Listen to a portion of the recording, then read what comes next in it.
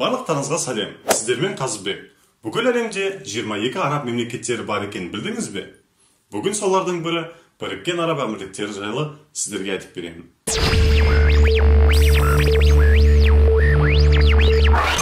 Біріккен Араб Әмірліктері Араб түбегінің солтүстік шығысында және таяу шығыста орналасқан мемлекет.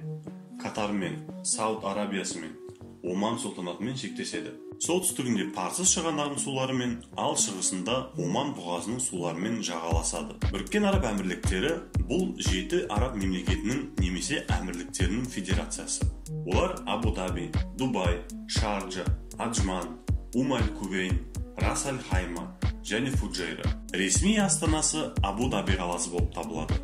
Ал туристік және саудалық орталығы Дубай шаһары деп есептеледі. Әрбір әмірліктің әміршісі шейх, ал жалпы мемлекеттік басқару билігі жоғары кеңеске берілген. Яғни шейх және президент бір адам. Әр әмірліктің өз шейхі болғасын, 7 әмірлік шейхтер жиналып, президентті немесе бас шейхті тағайындайды. Әдетте президент болып Абу-Даби әмірлігінің басшысы тағайындалады. Өйткені Абу-Даби жер аумағынан және мұнай қорынан ең үлкен әмірлік. Ал екінші ең бай және маңызды әмірлік болып Дубай есептеледі. Сондықтан Дубай шейхі ел премьер-министр болып тағайындалады. Менің өзімде Дубай қаласына ыстық сезімдерім қалды. Бұл қала туралы көптеген қызықты ақпараттарды білемін. Өйткені Дубайда өзім бір жыл тұрдым. Бұл қалада тұңғыш ұлым дүниеге келді. Және де әлемнің жан-жағынан келген көптеген адамдарды кездестірдім. Сондықтан сіздерге басқа ешкім айтпайтын шындық ақпараттың бәрін бүгін мен айтамын. Жалпы бұл мемлекет жайында 2 видео жасаймын деп шештім. Екінші видеоның тақырыбын осы видеоның соңында айтамын. Мемлекет 1968 жылға дейін інжу өндірісімен күн көрген. Бірақ 1968 жылы елде мұнай табылып, мұнай өндірісі басталды. Халықтың 85%-і басқа елден келген экспаттар. Сөйтіп 15% ғана жергілікті тұрғындар болып есептеледі. Басқа араб елдерінен келген азаматтарда 85%-лық экспаттардың ішіне жатады. Сонымен қатар мемлекеттің 50%-ын үндістер, 15%-ын пәкістандықтар, 10%-ы Бангладеш болса, қалған 10%-ы ирандықтар, филиппиндіктер, еуропалықтар, американдықтар және ТМД елдерінен келген адамдар құрайды. Бұл кішкентай елде неге сонша мемлекеттен келген әртүрлі адамдар жүр деп ойлаған шығарсыздар? Өйткені бұл елде жергілікті тұрғындар халық саны өте аз. Аз болған күнде де оларға үкіметтері өте көп ақша төлегесін, халықтың жағдайы жақсарып, ауыр немесе қара жұмысты ешкім істегісі келмейді. Оның үстіне ел солтүстігіндегі Үндістан, Бангладеш, Иран, Пакистан деген сияқты елдерде жұмыс жоқ болып, адамдары кішкентай айлыққа ауыр жұмыс істеуге дайын. Негізінен жергілікті араб адамдары өте бай болғанымен қарапайым болып қала береді. Заңды қатаң түрде сақтайды, басқа адамдарды сыйлайды. Жергілікті арабтар өте білімді халық. Өйткені үкімет өз азаматтарына кез келген шетел университетін толық төлеп береді. Шетелге бармай-ақ қазіргі күні көптеген университеттер Дубай немесе Абу-Даби қалаларында өз филиалдарын ашып берген. Кез келген жергілікті арабтан сұрасаң, Америкада немесе Англияда оқыдым деп айтады. Біріккен Араб Әмірліктері діни мемлекет. Мемлекеттік діні ислам діні. Демек, бүкіл мемлекет шариат бойынша өмір сүреді. Мемлекетте тек қана діни мейрамдар тойланады. Мысалы, пайғамбардың туған күні, Рамазан айт деген сияқты мейрамдар тойланады. Бірақ мемлекетте басқа дін өкілдері болғандықтан, оларға да кейбір жеңілдіктер істелген. Мысалы, алкоголь ішу тек қана осындай лицензия немесе рұқсат карталарымен болады. Ал ондайды мұсылмандар ала алмайды. Тек қана христиандар, хиндулар және тағы басқа дін өкілдері ала алады. Ондай картаның құны $200 тұрады. Ал арақ шарапты негізі тек қана гостиницаларда табуға болады. Яғни кез келген магазиндерден таба алмайсың. Бірақ алкоголь ішкеніңді көшеде біреу көріп немесе сезіп қойса, бірден полицияға айтады. Ал олар болса, түрмеге қамауға толық құқығы бар. Көп кездерде полиция көз жұмады. Сонымен бұл араб елінде алкоголь ішу өте қымбат. Бірақ бұның бәріне қарамастан, Дубай қаласы әлемнің түнгі өмір орталықтарының бірі болып есептеледі. Қалада азанға дейін жұмыс істейтін көптеген түнгі клубтар, ресторандар және кафелер бар. Біріккен Араб Әмірліктерінде бала туылған кезде ата-анасынан міндетті түрде неке қию туралы құжаттар сұрайды. Ол құжаттар көрсетілген жағдайда ғана балаға туу туралы куәлігі беріледі. Америка құрама штаттарында, Европада, Ресейде, қазірдің өзінде Қазақстанда да гражданский брак деген бар. Демек ол ер мен қыз үйленбей тұрып бір үйде тұра береді. Ал сондай отбасыда бала туылса, Біріккен Араб Әмірліктерінің заңы бойынша туу туралы куәлігі берілмейді. Қалай ойлайсыздар, бұндай заң дұрыс па, дұрыс емес па? Комментарийге жазып, ойларыңызбен бөлісіңіздер. Негізі Дубайда және жалпы Біріккен Араб Әмірліктерінде жұмысқа орналасқан кезіндегі айлығың паспортыңа байланысты болады. Мысалы, батыс елдерінен келсең, айлығың өте көп болады. Кем дегенде 4-5 мың доллар. ТМД елдері азаматтарының айлықтары олардан төмен. Ал оңтүстік Азия елдерінің айлықтары ең төмен болып есептеледі. Ол неге олай? Біріккен Араб Әмірліктерінде қай мемлекетте өмір және білім сапасы қандай екенін біледі. Шыны керек, ТМД елдерінде білім беру сапасы төмен ғой. Сондықтан осылай істеген. Және бұл жай ғана айлықпен ғана байланысты емес.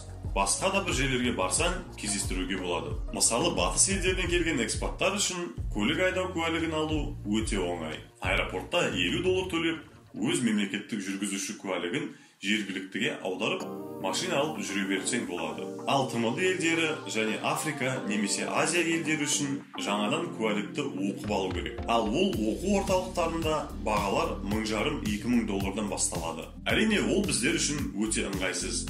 Бірақ олар біздің елдерде коррупция бар екенін, яғни куәліктерді сатып алу мүмкіндігі бар екенін жақсы біледі. Біріккен Араб Әмірліктерінде көлік бағалары өте төмен.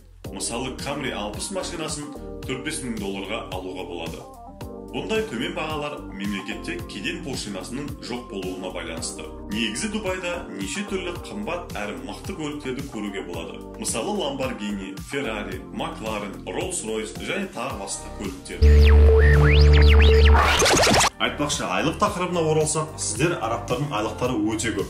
Дүниеге келгеннен бастап, үкімет миллион доллар береді деген ақпарат естідіңіздер ма? Оның бәрі жалған, оған сенбеңіздер. Я, тек қана жергілікті арабтардың жағдайы өте жақсы. Шынын айтайын, олар өте бай. Бірақ оларға толғаннан жайдан-жай миллион ешкім бере салмайды. Қалай ойлайсыздар, бұндай ақшаның бәрін қайдан табады үкімет?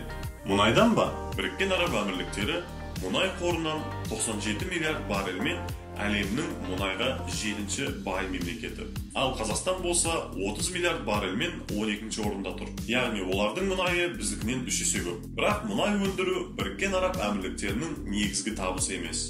Олардың негізгі табысы туризм, недвижимость, банк және қаржы секторы, сауда және құрылыс. Оған қоса Біріккен Араб Әмірліктері офшор мемлекеті болып есептеледі.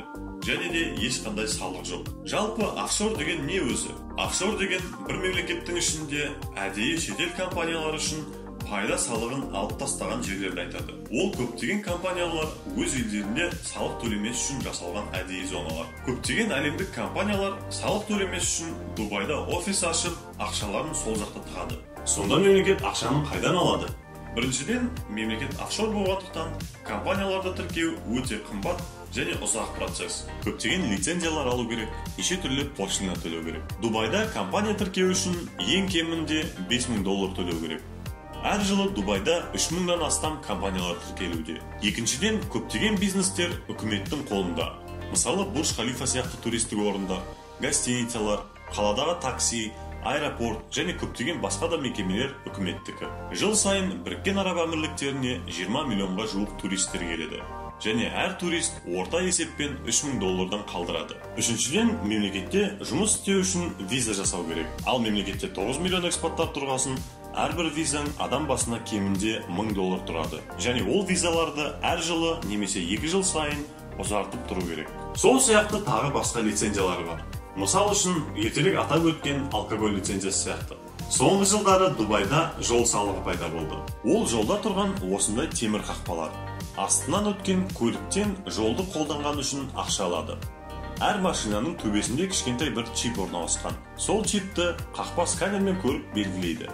Сосын айдың соңында счет жібереді. Күніне ондай қақпаның астынан 1 миллиондай машина өтеді. Әр машинадан бір қақпа 4 дирхам алады. Немесе 1,9 доллар. Демек бір қақпаның астынан бір күнде 1 миллион көлік өтсе, сол қақпан 1 миллион доллар әкеледі екен. Сондай қақпалардың саны қалада 8. Бір жерге тез жетемін деп бара жатсаң, 3-4 қақпадан өтуің мүмкін. Осындай ақша табу жолдары Біріккен Араб Әмірліктерінде өте көп. Ал мұнай ше? Мұнай жай ғана көптеген табыс көздерінің бірі болып есептеледі. Жалпы мұнайға келетін болсақ, ол тек қана елдің астанасы Абу-Дабиде ғана бар. Басқа әмірліктерде мұнай немесе жоқ, не болмаса өте аз мөлшерде болған. Дубайды алып қарайтын болсақ, ол жерде қазір 4 миллион баррельге жуық мұнай қалды. Оның барлығы тек қана ішкі қолданысқа беріледі. Ал Абу-Даби мұнайы экспортқа кетеді. Абу-Даби мемлекеттің ең бай әмірлігі. Дубайда немесе басқа әмірліктерде қаржы дағдарысы болса, ел астанасы әрдайым көмек беруге дайын. Дубайдың экономикасы қазіргі күні толық аяққа тұрған жоқ әлі. Арасында дағдарыстар болып тұрады. Сондай кезде Абу-Даби ақша беріп тұрады. Алайда мұнайдың көптігіне қарамастан, мемлекет басшылығы экономиканы мұнайдан тәуелсіз ету жолын таңдап, тапсырманы жақсы орындады. Бар жоғы 20-30 жылда. Біріккен Араб Әмірліктерінде бизнес бастау үшін компанияның 51%-ын арабқа беру керек екенін естідіңіздер ме? Ол рас. Компаниялар бизнес ашқан кезде солай беру керек. Бірақ мемлекетте free zone немесе свободной зона дегендер бар. Ол жерлерде ешкімге компанияның жартысын берудің керегі жоқ. Тағы бір қызық, жұмыс күндері басқа елдердегіндей дүйсенбіден жұмаға дейін 5 күн емес, жексенбіден бейсенбіге дейін 5 күн. Ал жұма мен сенбі күндері демалыс болып есептеледі. Айтпақшы, мемлекетте азаматтық алу мүмкін емес. Тек қана әйгілі адамдар мен миллиардерлерге пожизненный вид на жительство бере алады. Демек, ол елде туылған басқа ел азаматтары Біріккен Араб Әмірліктерінің азаматтығын ала алмайды. Айтпақшы, Біріккен Араб Әмірліктерінің паспорты әлемдегі 15-ші мықты паспорт болып есептеледі.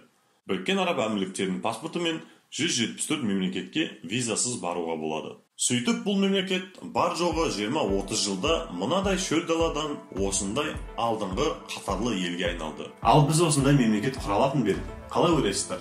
Ойларыңызбен комментарийде бөлісіңіздер. Жалпы Біріккен Араб Әмірліктерінің екінші видеосының тақырыбы осы. Қазақстан мен Біріккен Араб Әмірліктерінің салыстырып, неге қазақтар арабтар сияқты өмір сүрмейтінін айтып өтемін. Ол видеоны өткізіп алмас үшін менің каналыма тіркеліңіздер. Бұл видео сізге ұнаса, лайк басып, достарыңызбен бөлісіңіз. Сіздермен болған мен, Қазыбек, келесі кездескенше.